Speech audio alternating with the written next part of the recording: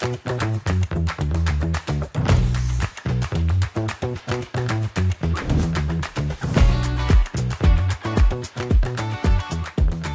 a parlé d'innovation, et s'il est une organisation qui accompagne l'innovation dans les territoires plus que n'importe quelle autre, c'est bien la Caisse des dépôts.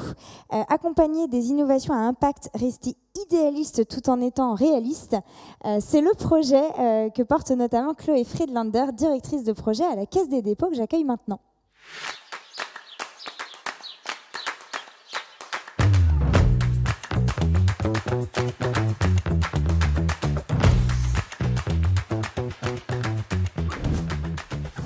Bonjour à tous.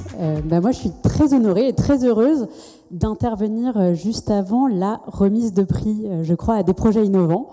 Pourquoi ? Parce que c'est mon métier d'accompagner des hommes, des femmes qui portent des solutions innovantes pour les territoires, qui y croient et qui apportent des solutions pour la transition écologique et la cohésion sociale. Donc oui, je m'appelle Chloé Friedlander, je suis responsable d'un dispositif d'innovation interne au groupe Caisse des dépôts. Et ce que je voulais faire aujourd'hui, c'est vous partager mon retour d'expérience sur comment accompagner de l'innovation avec une exigence d'impact. Donc trouver l'équilibre entre idéalisme et pragmatisme. Du coup, je vous propose un retour d'expérience en 3 points. C'est d'abord quelle définition on a pris de l'impact. Ensuite, quelle méthode on utilise pour bien s'approprier cet impact et faire en sorte de le garder dans le viseur. Et puis troisièmement, quels résultats on arrive à avoir avec ça. Donc la définition de l'impact, elle tient en 2 dimensions.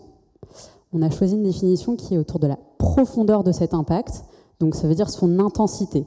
Par exemple, j'ai une innovation qui permet de diviser par 2 ou par 4 les émissions de CO2 d'un véhicule. Ça, c'est la profondeur de l'impact.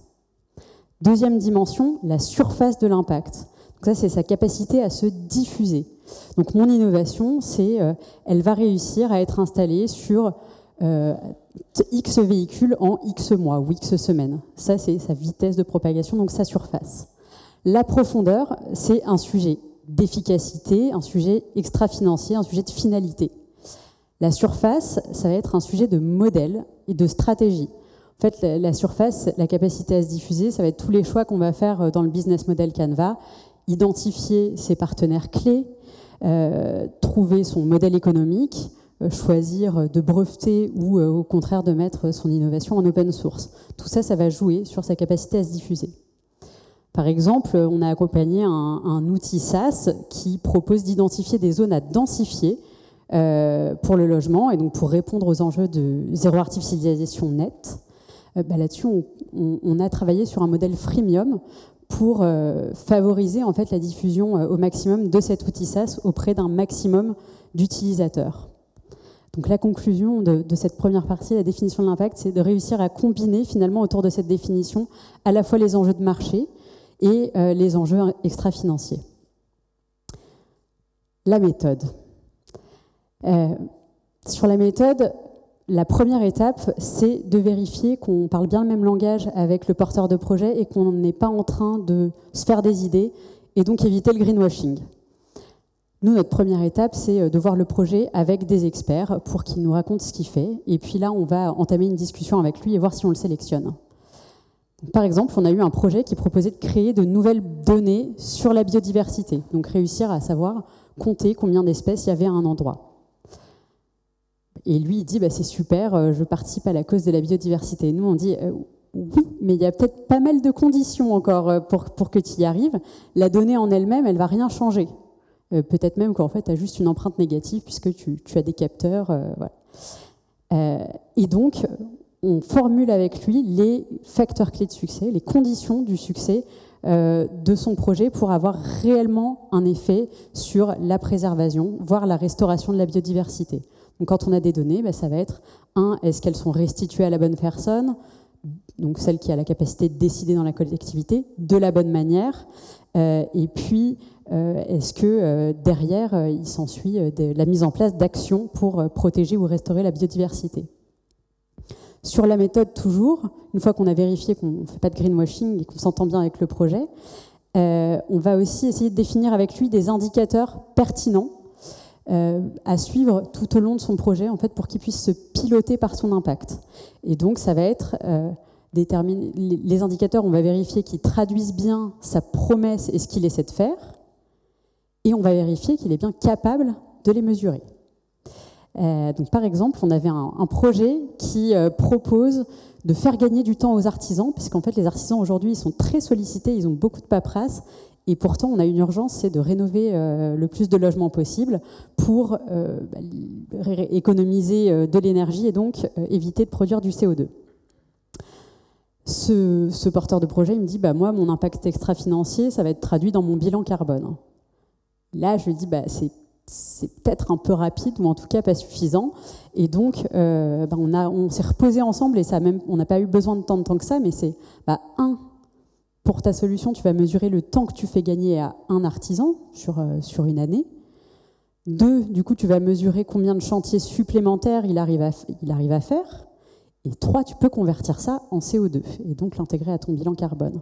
Mais donc, c'est des choses assez basiques et finalement, lui, ça va lui servir pour guider son action et vérifier qu'il compte bien les bonnes choses.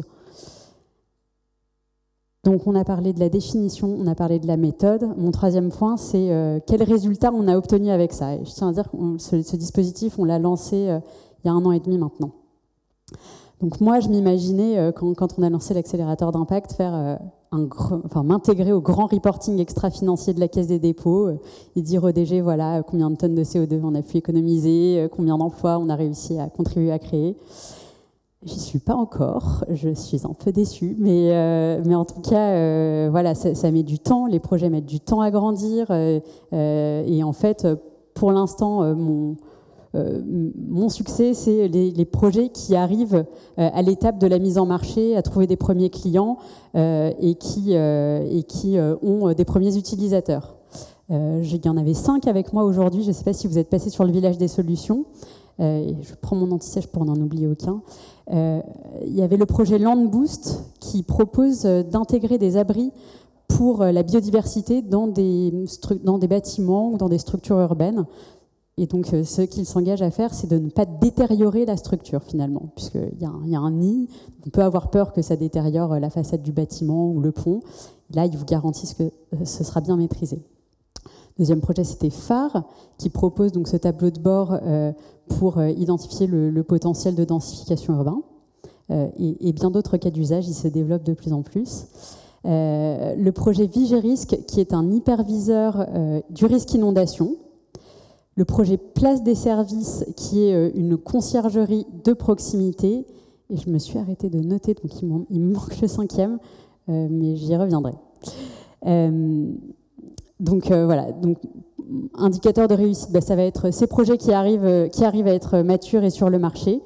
Et puis, deuxième réussite, c'est réussir à amener la culture de l'impact. C'est pas quelque chose que j'avais identifié quand on a créé ce dispositif, mais finalement, je me rends compte que ça va être de réussir à apporter ça à tous les porteurs de projets qui vont croiser notre chemin, de travailler, de prendre conscience de la manière de formuler l'impact, d'adopter cette gymnastique, et puis de toujours penser à leur impact quand ils font des arbitrages, même sur leur modèle économique. C'est-à-dire, si je fixe un prix qui est extrêmement élevé et que personne ou très peu, seuls les plus riches peuvent l'acheter, même en collectivité ça marche, c'est un peu dommage parce que je prive finalement la majorité des collectivités de mon produit, de ma solution. Donc toujours avoir dans l'équation cette notion de diffuser à un maximum de gens ma solution pour avoir un maximum d'impact. Et puis du coup sur la durée, c'est de se piloter par l'impact, de revenir en permanence à qu'est-ce que j'ai créé, c'était quoi ma promesse au départ, comment je la mesurais et comment je viens de l'alimenter en permanence. Voilà, et j'ai terminé, je crois, avec un petit peu d'avance, mais donc pour conclure, voilà, j'avais 3 points. Sur la définition, c'était la définition de l'impact, c'est sa profondeur et sa surface. Mon 2e point, c'était sur la méthode, finalement, faire cette gymnastique, ne pas se laisser avoir par le greenwashing et puis formuler les quelques indicateurs que vous allez savoir mesurer, qui vont vraiment traduire votre promesse. Et puis 3, les résultats, on peut... voilà, projet ou superviseur, on peut s'adapter aussi et revoir ses résultats. Je voulais aussi donner les crédits de ce que je viens de dire sur l'impact à un think tank dans lequel j'ai travaillé précédemment, qui n'existe plus, et qui s'appelait la Fondation Internet Nouvelle Génération, et qui avait fait des travaux qui s'appelaient Innovation Factor 4, qui sont encore en ligne, je crois, en Creative Commons, et qui ont inspiré tout ce qu'on a pu faire ensuite à la Caisse des dépôts. Je vous remercie de votre attention.